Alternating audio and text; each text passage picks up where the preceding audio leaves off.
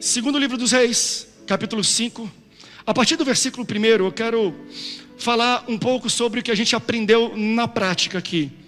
Sobre chegar longe, alcançar e quebrar recordes, ir além do seu limite, você não vai conseguir sozinho. Você precisa ter vozes de conselhos. Você precisa ter técnicos. Você precisa ter pessoas com experiência para te instruir onde você deve chegar. Nenhum atleta de grande rendimento e de ponta chega no pódio sozinho. Quando o atleta sobe no primeiro lugar do pódio mais alto e recebe uma medalha de ouro, por trás daquilo tem gente que fez nutrição, tem gente que fez alongamento, tem gente que fez massagem, teve gente que instruiu quando ele tinha que dormir, quando ele tinha que acordar, como ele devia treinar, o que ele devia comer, como ele deveria se vestir. Existem técnicos e pessoas que Deus coloca na vida de grandes pessoas e atletas para que eles possam romper os próprios limites e alcançarem proezas extraordinárias, e nós vamos ver isso na vida de Naamã. Segundo o livro dos Reis, capítulo 5, versículo 1, diz assim a palavra de Deus: E Naamã, capitão do exército do rei da Síria, era um grande homem diante do Senhor, e de muito respeito, porque por ele o Senhor dera livramento aos sírios. E era este homem herói valoroso, porém leproso. E saíram tropas da Síria, versículo 2, da terra de Israel, e levaram presa uma menina que ficou ao serviço da mulher de Naamã. E disse esta menina à sua senhora: Antes o meu senhor estivesse diante do profeta que está em Samaria, ele o restauraria da sua lepra. Pula para o versículo 9. Veio, pois, Naamã com os seus cavalos e com o seu carro, e parou à porta da casa de Eliseu. E então Eliseu lhe mandou um mensageiro, dizendo: Vai e lava-te 7 vezes no Jordão, e a tua carne será curada e ficarás purificado. Porém Naamã muito se indignou. Então entenda, o profeta dá um conselho, dá uma ordem para Naamã: mergulha 7 vezes. Porém Naamã muito se indignou e se foi dizendo: Eis que eu dizia comigo, certamente ele sairá, por-se-á em pé, invocará o nome do Senhor seu Deus, e passará a sua mão sobre o lugar, e restaurará minha lepra, o leproso. Não são porventura Abana e Farpá, rios de Damasco, de onde eu vim, da minha terra, melhores que todas as águas de Israel? Não me poderia eu lavar neles e ficar purificado? E voltou-se e foi com indignação embora. Então chegaram-se a ele seus servos e falaram e disseram assim: Segundo conselho, meu pai, se o profeta te dissesse alguma grande coisa, porventura não farias tu? Quanto mais dizendo-te ele: lava-te e ficarás purificado. Então desceu, mergulhou no Jordão 7 vezes, conforme a palavra do homem de Deus, e a sua carne tornou-se a carne de um menino e ficou purificado. A importância de ouvir conselhos. Provérbios 11, 14 diz assim: Não havendo sábios conselhos, o povo perece, ou o povo cai. Mas na multidão de conselhos há segurança. Em outras versões diz: na multidão de conselhos há sabedoria. Conselho é clareza de visão. Quando você vai atrás de um conselho ou de um conselheiro, a responsabilidade dele ou a palavra dele dá para você objetividade, assertividade. O conselheiro ele é um mediador, é uma pessoa que tem experiência, que tem conhecimento, que não é parcial a você. Quando você procurar conselho de alguém, procure conselho de pessoas que não tenham tanta emoção envolvida, que não sejam parciais a você. Por quê? Porque eles vão te ajudar a tomar uma decisão sem tomar o seu lado. Quando casais buscam um conselheiro de casamento, o conselheiro, ele não toma partido nem da mulher e nem do homem. Pelo contrário, eu quando preciso de conselho, vou atrás de alguém que não quer fazer os meus desejos, que não quer que eu Talvez conte para ele o que eu sonho e ele vai falar algo para que o meu coração se mova para o meu sonho. Quando eu busco um conselheiro, eu não quero alguém que concorde com a visão ou com aquilo que eu estou expondo. Eu quero alguém imparcial e que me fale a verdade nua e crua, doa o que doer. Porque quando eu vou atrás de algum conselho, é porque eu estou cego. Eu estou precisando de uma clareza. E todos nós temos pontos cegos. Então o conselheiro, ele tira a cegueira que você tem. Ele chega e fala assim: André, faz isso, cuidado com isso. Tu não está vendo isso aqui não? Cuidado com isso aqui lá na frente vai dar trabalho. Você não está vendo agora, mas lá na frente isso aqui vai dar muito trabalho para você. Todos nós precisamos de conselheiros. E não é conselheiro quando dá ruim. Esse que é o nosso grande problema. A gente procura conselho e conversas com pessoas, depois que está tudo ruim, aí a gente vai num psicólogo para poder arrumar a nossa cabeça. O que eu venho colocar, cai no psicólogo, vai antes de dar ruim, para que ele evite que as coisas aconteçam e piorem. Porque quando você vai num psicólogo, ele não vai tomar o seu lado, e não vai tomar o lado da sua esposa, e nem vai tomar o lado do seu filho. Ele vai te falar a verdade como ela é, porque ele não se importa com os seus sonhos, e nem com os sonhos dela. Ele se importa com a sua saúde, e com R$120 depois da consulta. Mas enquanto você paga isso, ele te fala a verdade. Não ri não estou falando mal de psicólogos. Você paga porque você precisa de uma pessoa capacitada para fazer aquilo, mas você vai sair daquela consulta com a verdade na sua mente. Sabe por quê? Porque quando você se rodeia de pessoas que te dão sabedoria, a sabedoria dessas pessoas vão te trazer segurança. Você sabia que você é seguro quando você tem bons conselheiros perto de você? Você sabia que você ganha mais sabedoria quando tem pessoas que te dão conhecimento e te passam um julgamento sem ser parcial para você? A Bíblia, Deus está falando isso aqui. Se você busca conselho, você será seguro. E quem não busca, você é um tolo. Pastor, você está falando mal de mim? Não, Deus falou isso. Para pessoas que não buscam um conselho. E Naamã é uma dessas pessoas. É uma pessoa que passa uma situação que às vezes ele quer evitar receber conselho, mas se ele ficar alheio aos conselhos de quem Deus colocou na vida dele, ele vai quebrar a cara. Naamã tem um currículo invejável. Nós lemos ali em 2 Reis, que o primeiro versículo, ele já cita 7 qualidades. Em um versículo, já cita 7 qualidades: homem de respeito, homem corajoso, homem valoroso, herói, capitão de guerra. Aí a última frase: porém leproso. Todo mundo tem um porém. Você pode ser a pessoa mais capacitada do mundo, a pessoa mais top do mundo, mas, sem exceção, todos nós temos um porém. Eu nunca vi gente nobre o bastante que não tivesse uma falha, que não tivesse um ponto fraco, que não tivesse um ponto cego, um calcanhar de Aquiles que poderia derrubá-lo lá na frente. Então você tem que entender que você não está alheio de erros, de deslizes. Você tem muitas qualidades, mas também existem erros e poréns na sua vida. Mas os seus poréns não apagam aquilo que Deus colocou na sua vida como bom. O nosso grande problema é que a gente lê sobre Naamã. Ele era capitão de guerra, ele era homem valoroso, ele era corajoso, ele era herói, porém leproso. Me parece que a última palavra apaga todos os feitos e todas as qualidades que ele tem. Os seus erros não apagam as suas qualidades. Você pode ter porém, você pode ser pecador, você pode errar, mas Deus fala: tu continua sendo meu filho. Você tem lepra, mas eu te recebo. Você tem lepra, mas eu recebo a tua adoração. Você tem lepra, mas eu quero você perto de mim. Então quando a gente vê gente com muito sucesso, muito valoroso, recebendo muito pomposo, muitas qualidades, aqui é a Bíblia citando sobre a vida deste homem, a gente pensa que eles têm sucesso em todas as áreas. Sucesso não se transfere de uma área para outra não, gente. Não é porque que ele é multimilionário que ele é um bom pai, não. Eu conheço homens que têm bilhões na conta bancária, mas é um péssimo pai. Eu conheço pessoas que não têm nada na conta bancária e é um ótimo pai, mas um péssimo esposo. Trata os filhos como príncipes e a esposa como sapo.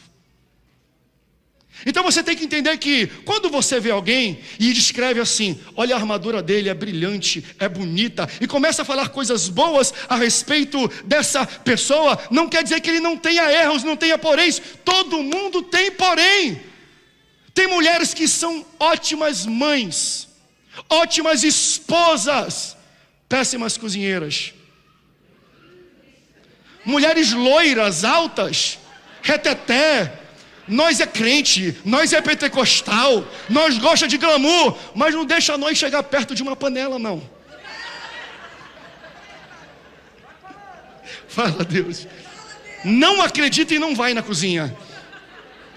Sabe por quê? Porque ninguém é bom em tudo. Ninguém é pacote completo. Se você ainda não achou alguém para se relacionar, está esperando. Pastor, é que eu estou esperando alguém com pacote completo. Você vai ficar velho, careca e não vai receber ninguém, porque ninguém é perfeito. Ninguém é completo em todas as áreas. Todo mundo que você se relaciona tem positivos e negativos. Então foque nos positivos, porque os positivos vão te dar graça para você resistir e aguentar os negativos. Foco. Então Naamã é isso, ele é positivo, positivo, positivo, elogio, elogio, elogio, e no final, porém leproso. Ele é o reflexo de muitas pessoas, até aqui dentro da igreja. Por quê? Porque quem olha para ele só vê as qualidades. Ele chega com uma espada de general, ele chega com a pompa de general, ele chega num cavalo com um cortejo, com uma caravana. Brilha muito a armadura dele, ele tem um sorriso branco Colgate, e quando as pessoas olham as condecorações, os broches, as medalhas que ele recebe, fala, tá aí um homem valoroso, tá aí um homem excepcional. Só que quando esse homem vai para dentro de casa e ele tira essa armadura, tá tudo podre por dentro. E geralmente a gente é assim, porque a gente vem para um local como a igreja, aí você olha para o lado e fala assim, não tem problema não. O pastor André não tem problema não, o pastor Anaene não tem problema não. O irmão do lado estava cantando, estava bonito, estava cheiroso, rapaz. Até com máscara dava para sentir que ele colocou aquele enxágue bucal de tão cheiroso que era o bafo dele, que passava até pela máscara. Esse cara não tem problema, sabe por quê? A gente vem para a igreja, a gente coloca armadura brilhante.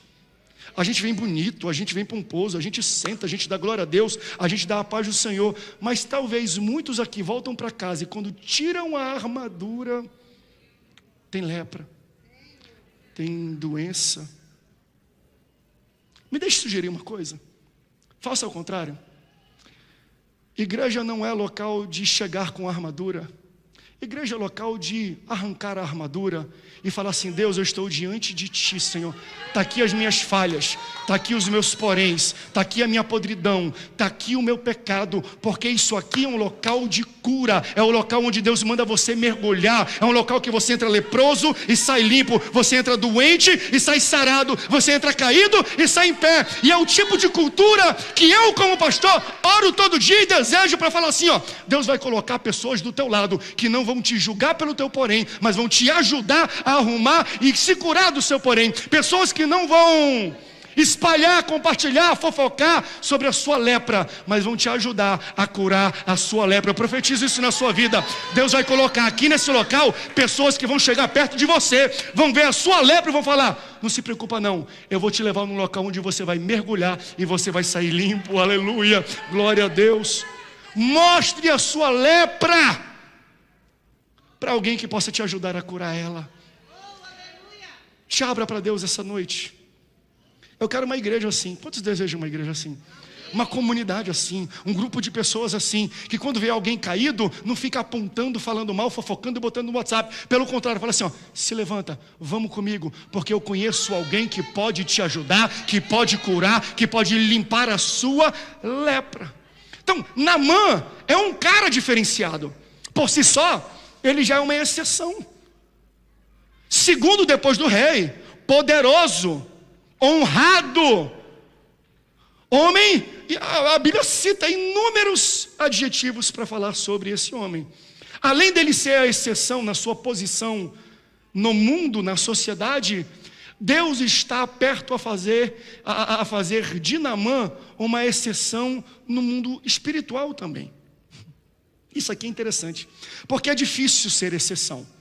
A gente canta, Senhor, eu quero ser diferente. Senhor, me leva para patamares que Tu nunca levou. Senhor, eu quero ser o maior adorador. Senhor, eu quero ser exceção, eu quero ser diferente. Ser exceção significa que você não é mais ordinário, não é mais qualquer um, não é mais nas mesmices, não fica mais na mediocridade.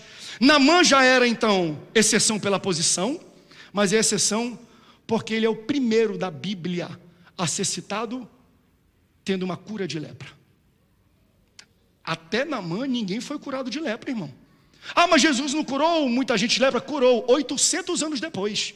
Até Naamã, a Bíblia não registra. O que me faz, pelo menos, imaginar que todo mundo que tinha lepra até Naamã morria da doença. Até chegar em Naamã. Aí Deus fala assim, ó, não, agora não vai morrer não, vai ser exceção. Vai ser o primeiro. Lepra é uma doença que leva para a morte. Todos que tinham lepra haviam morrido. Até chegar a exceção. Até chegar quem era diferente. Alguém de vanguarda. Alguém que era pioneiro. Alguém que era desbravador. Se ele era exceção, quer dizer que é alguém excepcional. Então ele era a exceção à regra. E ele vai se tornar, registrado na Bíblia, a primeira pessoa a receber uma cura de lepra. Você tem que entender que quando você se torna exceção, você luta batalhas excepcionais. Não tem como ser excepcional lutando batalhas ordinárias. Não tem como ser além da média sem lutar batalhas e guerras além da média. Pessoas que são excepcionais não lutam batalhas ordinárias. Pessoas que são excepcionais lutam batalhas excepcionais. Porque guerras ordinárias produzem pessoas ordinárias, mas guerras excepcionais produzem pessoas excepcionais. Sabe essa guerra que você está lutando? Fala, pastor, eu nunca lutei uma guerra tão grande, nunca teve um levante tão extraordinário na minha vida. É porque Deus está te tirando de um nível para outro nível. Porque quanto maior a batalha, maior o guerreiro. Maior a batalha, maior o pastor Rodolfo pregou aqui à tarde sobre o salto com vara em altura. Quanto mais habilitado e preparado, mais ele levanta o desafio. Mas ele vai subindo o perfil, não sei qual é o nome daquele do pauzinho que fica assim. Sarrafo. Quanto mais você luta, mais esforço você tem que fazer. Quanto mais extraordinário, maior é a guerra que você tem. Uvas grandes, terra prometida, grandes gigantes, grandes batalhas, grandes pessoas. Você quer se tornar alguém grande, alguém além do normal, alguém excepcional? Se prepare então para lutas excepcionais. Ah, ninguém dá glória a Deus não, né? Pastor, eu não quero essa profecia não, pastor. Eu quero continuar nas minhas lutinhas do dia a dia, nas minhas briguinhas do dia a dia, e ver Deus exaltando a minha vida. Por que você acha que a gente está provocando você nessa série a orar mais, a ler mais a Bíblia, a ter mais comunhão, a ser mais generoso? É porque eu quero que Deus te fortifique, Deus te dê massa muscular para guerras maiores que vão vir pela frente. Porque se não forem guerras excepcionais, você não vai ser um vencedor excepcional. Não existe triunfo sem guerra. Como é que você quer ser um triunfo? Senhor, eu quero ser um vencedor. Se você pede para ser um vencedor para Deus, sabe o que Deus está entendendo? Ele está pedindo batalha e guerra. Não é? Como é que você vence se não houver batalha e se não houver guerra? Guerras excepcionais produzem e preparam pessoas excepcionais. Só que ninguém ganha essas guerras sozinho. E o texto menciona, porque ele chega em casa, ele é visto, ele é admirado, mas quando ele chega em casa, ele tira a sua armadura, está tudo podre, se corroendo por dentro. E lá dentro da casa dele tem uma moça, uma empregada, uma simples serva. E ela fala assim: se você fosse lá em Samaria, lá tem profeta que vai curar isso aqui. Eu oro para Deus colocar pessoas assim na sua vida.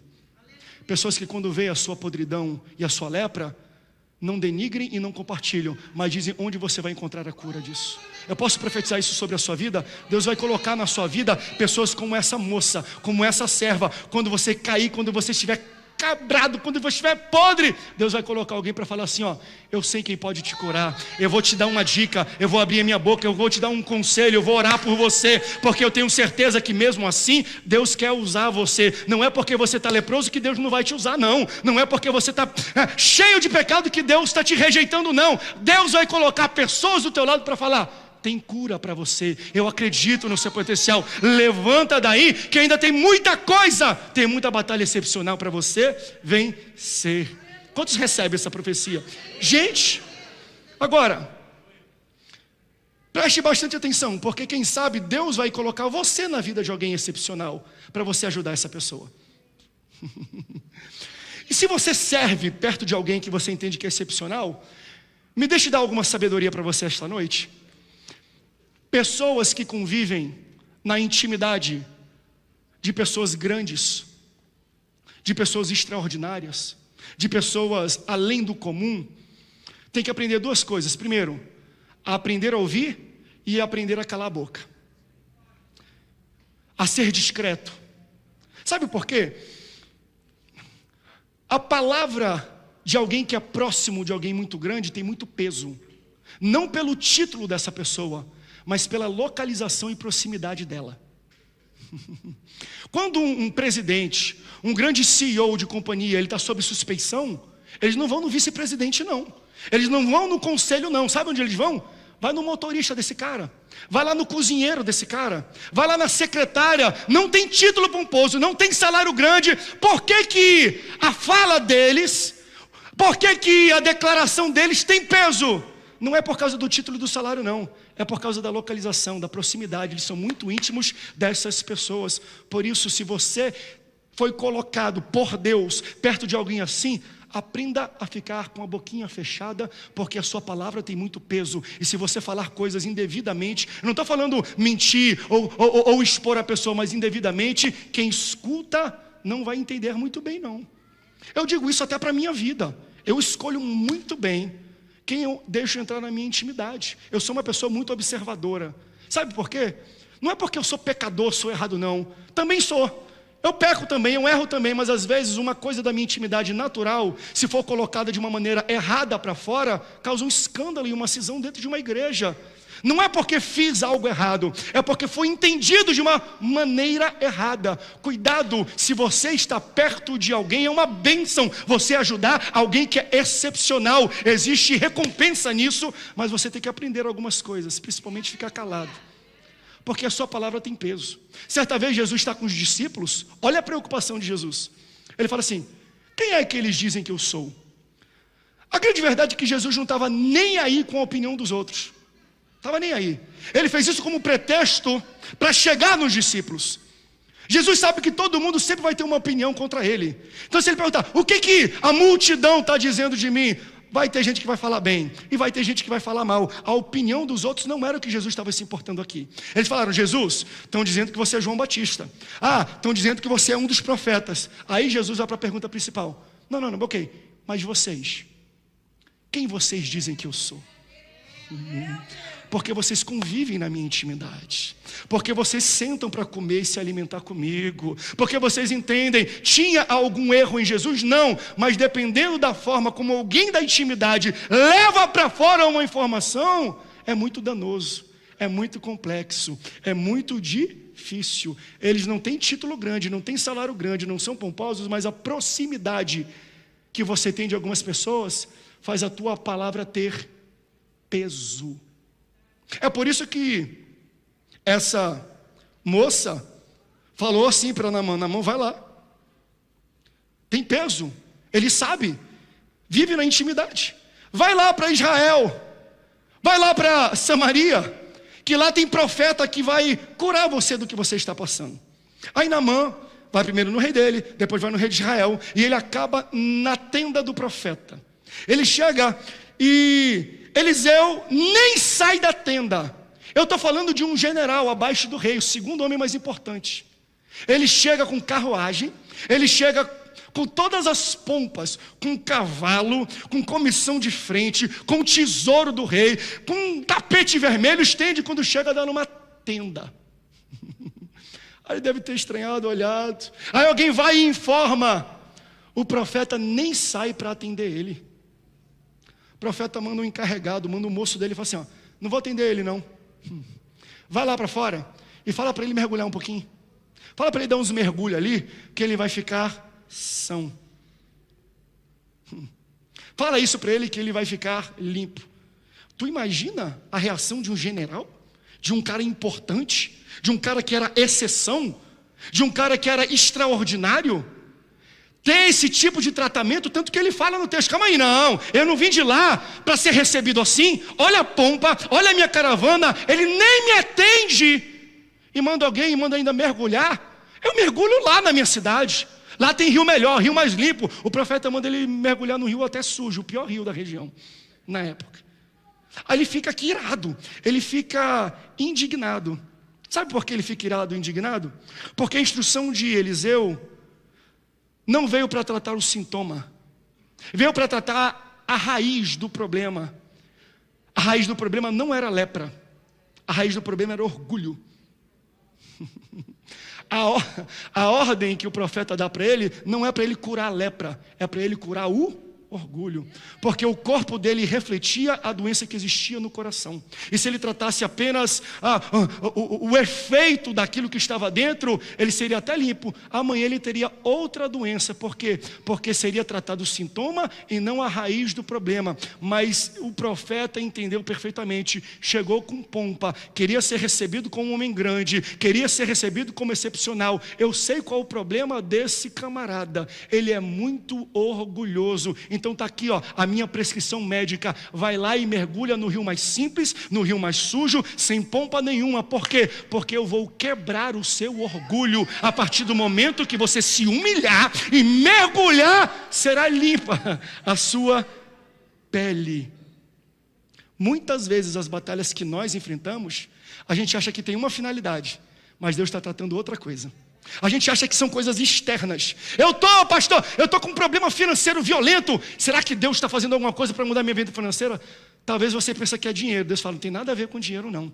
São coisas internas que eu preciso destravar em você, para depois você receber a cura, a provisão, a multiplicação externa. A maioria das vezes Deus nunca vai tratar em você o sintoma, não. Deus trata a raiz do problema. E esse problema, ele começa justamente por ele ser uma pessoa excepcional. É bom ser excepcional? Maravilhoso. Por quê? Porque às vezes você é reconhecido, você é escolhido, você é o primeiro a romper um ciclo de coisas que nunca aconteceram antes. Mas existe um grande problema em ser excepcional ou ser a exceção. Qual é o problema, pastor? É que você pensa que, por ser a exceção, você é mais importante do que todos. Exceção não tem nada a ver com ser mais importante. Tem a ver com a ordem das coisas. Ser exceção te faz diferente dos outros, mas não te faz mais importante que os outros. E esse é o problema de muitas pessoas que são exceção. Sabe aquela pessoa que recebe muito talento? Eu não preciso nem treinar. Eu sou top, eu sou bom, não preciso ouvir conselho de ninguém, que eu vou ser reconhecido, vão me aplaudir, eu vou ganhar medalha. Eu não preciso ser disso. Então, é uma pessoa que é exceção à regra. Só que ela se acha muito importante para se submeter a um técnico, a um treinador, a um conselho, a uma pessoa que fala: você é bom, você joga bola, você tem talento, mas se você não aprender a se humilhar e ouvir conselhos de pessoas, não haverá segurança naquilo que você está fazendo, porque é na multidão de conselho que existe segurança. Então ele sai irado daquele lugar. Não, o cara nem me recebeu. Porque quando ele foi para Samaria, ele foi recebido pelo rei daquele local. Ele fala: o rei me recebe, mas o profeta não me recebe. E aí, o profeta instrui: para quebrar isso aí tem que se humilhar. Vai lá no rio, mergulha 7 vezes, e você será totalmente limpo. Ele sai dali bufando, ele sai daí com raiva. Ele fala assim: eu nunca mais volto nesse lugar. Quem esse cara acha que ele é? Para eu sair da minha cidade e vir aqui, eu poderia ter mergulhado naquele local. E aí, o homem que era importante, o homem que só recebia ordens do rei, recebeu a ordem de uma serva empregada, e agora está recebendo a ordem de um profeta. E ele não quis obedecer. Ele respeitou o conselho da empregada, mas não respeitou o conselho do profeta. Aí Deus fala: não tem problema não. A gente rebaixa ele um pouquinho para a gente quebrar isso de vez. Ele estava voltando, indo embora para casa. Entenda que era um mal que ele ia morrer daquilo, por causa do orgulho dele. Você sabia que o seu orgulho pode te levar à morte? Ele estava morrendo não por causa da lepra, ele estava morrendo por causa do orgulho. Porque o profeta falou, faz assim que tu vai ser curado. Ele fala, não, isso aqui é pequeno demais para mim, olha quem eu sou. Então ele vai embora sem tomar o remédio que vai curar ele, por causa do orgulho. Que mata a gente muitas vezes não é o que está por fora, é o que está por dentro. Aí Deus manda uma terceira pessoa. Porque na multidão de conselhos existe sabedoria. Um deu um conselho, ele obedeceu. Outro deu conselho, ele não obedeceu. A Deus, não tem problema. Ele manda o servo dele. Aí o servo dele se aproxima e fala, meu pai, meu senhor, calma aí. Olha o que você trouxe. A gente saiu lá da nossa cidade, você trouxe ouro, você trouxe tesouro, você veio com uma comitiva. Você veio aqui para quê? Não veio para ser curado? Não veio para obedecer uma ordem? O grande problema é que a gente chega diante de Deus e a gente chega com as nossas demandas de como a gente quer ser curado. Ele chegou e falou assim, eu esperava que ele fosse sair aqui, ele fosse me receber bem, com pompa, com corneta, com tapete vermelho, porque ele tem que entender quem eu sou. Eu pensei que ele ia sair aqui e colocar a mão na minha cabeça, orar por mim, tocar na minha lepra e a lepra ser limpa. Então ele chega diante daquele que pode curar, já com as demandas e a maneira como ele quer. Assina aqui, a prescrição é essa. Está aparecendo com você ou não? A gente vem na igreja e fala, Senhor, eu preciso que tu me ajude. Eu preciso que tu faça isso aqui por mim, isso aqui por mim, isso aqui por mim, isso aqui na minha empresa, isso aqui na minha conta bancária, isso aqui, não sei o que, babá. Aí eu, tá bom então. Eu vou te humilhar um pouco. Você não entendeu. Não é você que chega com demandas para mim. Se humilhe diante de mim. Se o meu povo, que se chama pelo meu nome, se humilhar, se desviar dos seus maus caminhos, você não está entendendo. É quando a gente se humilha diante do Senhor, que Ele vê, quebrou o orgulho, quebrou o pomposo, acha que era bom demais. Eu gosto quando se humilha diante de mim. Aí tem resposta, aí tem cura, aí tem milagre. É quando o meu povo se humilha. A igreja, se a gente se humilhar como igreja, vocês não têm ideia do que Deus vai fazer aqui nesse local. Se em todos os louvores que a gente canta, a gente entender a grandeza daquele que a gente adora, a gente se ajoelhar e colocar, Senhor, eu não sou nada, eu sou um leproso e eu preciso da tua intervenção. Deus vai mandar uma água para a gente mergulhar 7 vezes, e quando a gente sair dessa água, a gente vai estar limpo. Mergulha 7 vezes. 7, Deixa eu aplicar isso aqui na sua vida, já estou chegando no final da mensagem. Por que 7 vezes? A gente pode conjecturar. Número da perfeição, ciclo perfeito. Mas eu tenho uma coincidência interessante. 7 são os números de dias na semana. Segunda, terça, quarta, quinta, sexta, sábado e domingo. Não entendeu? Você precisa de cura? Mergulha 7 vezes. Mergulha segunda, mergulha terça, mergulha quarta, mergulha quinta, mergulha sexta, mergulha sábado, mergulha domingo. Porque você acha que a gente está desafiando a você a quebrar o recorde de comunhão. A gente quer que você mergulhe. Quanto mais você mergulha, mais vem para a igreja, mais tem comunhão com os irmãos, mais próximo do seu milagre, da sua bênção, da sua cura, você chega. Olha para a pessoa do seu lado e fala assim, não fura não, é 7 vezes, é todo dia. Ei, vem domingo, tem 3 cultos no domingo, esse é o nosso 3º culto. Estou acabado aqui. 3º culto, vem de manhã, vem à tarde, vem à noite, vem gente, mergulha 7 vezes, é todo dia. Aí a pessoa do lado vai falar assim, pastor, mas o meu pai vai me chamar de fanático. Pastor, mas a minha esposa vai achar que eu estou ficando doido. Não interessa, a tua pele não está ficando limpa, a cura não está chegando. Quanto mais você vem aqui, mais você não é curado, abençoado, mais você cresce. Então mergulha segunda, mergulha terça, mergulha quarta, mergulha quinta, mergulha sexta. Quem quer mergulhar nessa água? Quem quer? Quanto mais você mergulha, mais você fica limpo. Aí a Bíblia fala que ele mergulha e ele foi sarado. Foi sarado, pastor? Não, foi muito além de sarado. Eu tive uma vez uma catapora e eu tenho muita alergia. Aí eu tomei um remédio que me deu uma reação alérgica em cima da catapora. Eu proliferei, o meu apelido era leproso. Era tanta bolinha que apareceu aqui, que quando eu andava assim, porque quando eu esticava, comprimia aqui e saía pus, de tanta ferida que eu tinha aqui. Aí eu ia jogava bola na rua, leproso, ninguém me marcava, era ótimo.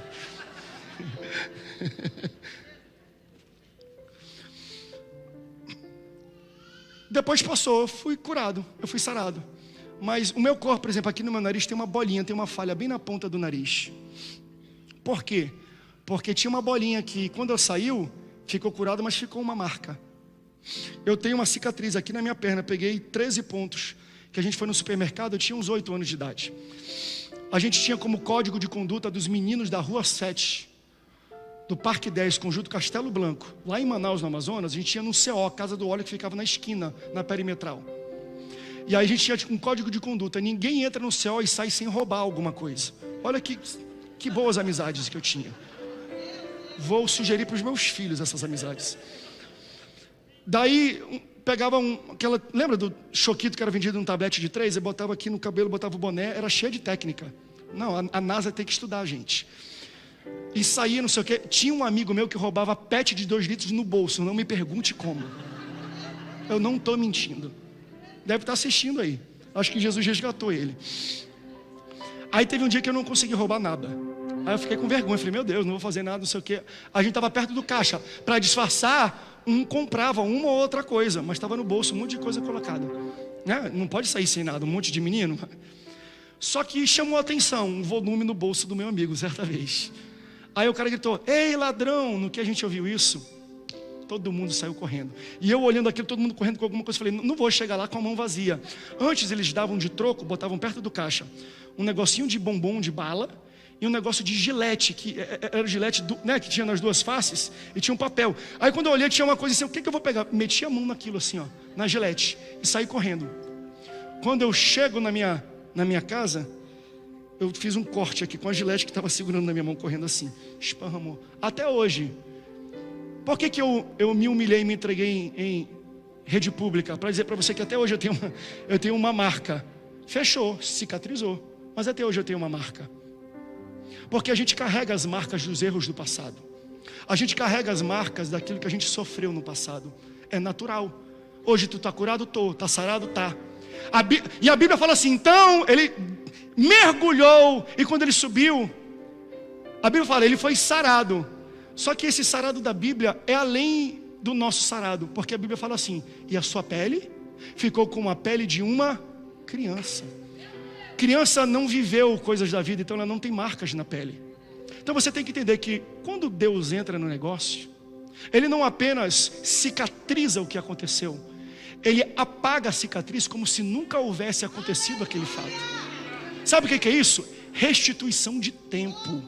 Só Deus pode fazer isso. Ou seja, ele voltou no tempo com Naamã. Ele não apenas curou Naamã, mas ele falou assim, ó, tudo aquilo que marcou a tua vida, toda lepra, toda marca, toda humilhação que você teve, não vai ficar marca nenhuma, porque quando você mergulha na minha presença, até os traumas do passado, e aqui eu estou pregando para alguém que esteja passando por problemas psicológicos, de traumas, de depressão. Eu sei que existe depressão clínica, mas eu tenho certeza que o meu Deus é o maior psicólogo do mundo, o maior psiquiatra do mundo. Ele te criou, e você não tem ideia que quando você mergulha, segunda, terça, quarta, quinta, sexta, quebra o recorde, mergulhando na casa do Senhor, Ele vai apagar esse trauma, Ele vai tirar esse pânico, Ele vai tirar essa depressão, quando você mergulha na presença dEle. Fique de pé.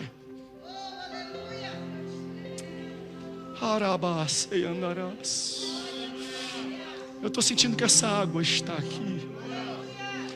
Ele só chegou nessa água porque ele ouviu conselhos. Aleluia. E não foi conselho de gente grande, não, entenda isso. O único conselho que ele desobedeceu foi do profeta, inicialmente. Ou seja, te prepara, porque às vezes Deus vai colocar alguém na sua vida e no seu caminho que você vai julgar ser insignificante, mas na boca dele tem a profecia de cura para a tua vida.